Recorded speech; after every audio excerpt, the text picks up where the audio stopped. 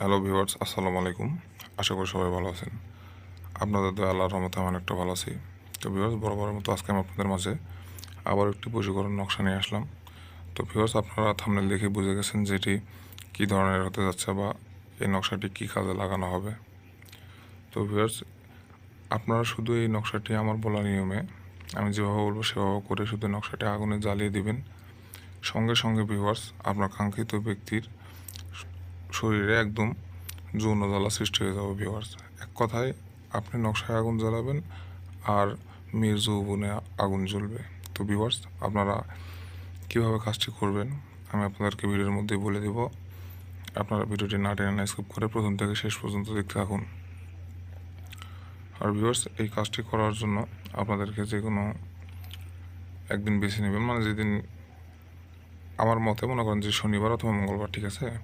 এই দুইটা দিনে কাজ করলে কাজের কার্যকারিতাটা একটু বৃদ্ধি পায়। তো এই কাজগুলো করার জন্য শনিবার এবং মঙ্গলবার এই দুটি দিন খুবই সুন্দর একটি দিন।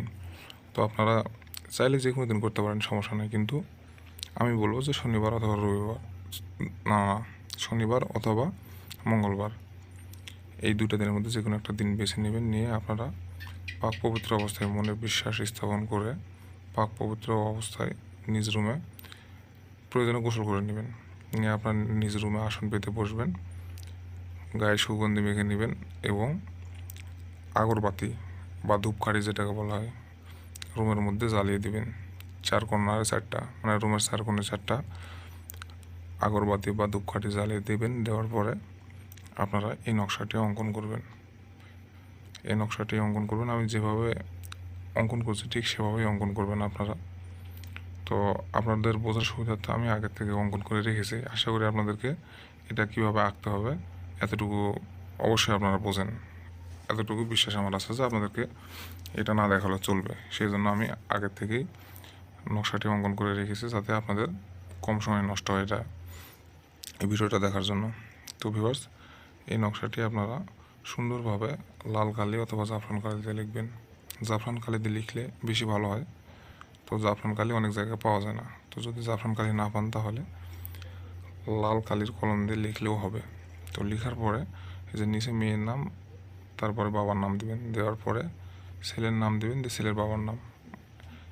এতটুকু কাজ করার পর আপনি এই নকশাটি আগুনে জ্বালিয়ে দেবেন। পরপর 3 দিন এভাবে আগুন জ্বালাবেন ভিউয়ার্স। নকশা পরপর 3 দিন 3টা নকশা অঙ্কন করে এভাবে আগুন জ্বালিয়ে দেবেন। 100% গ্যারান্টি সহকারে বলে দিতে পারি আমি আপনাদেরকে। আমার বলা নিয়মে সঠিকভাবে কাজ করতে পারলে কাজের ফলাফল পাবেন 100%। মেয়ে নিজের ইচ্ছায় আপনাকে লাগাতে বলবে, আপনাকে কোনো কিছু নিজের মুখ থেকে বলতে হবে না। তো ভিউয়ার্স, আশা করি সবাই বুঝতে পারছেন।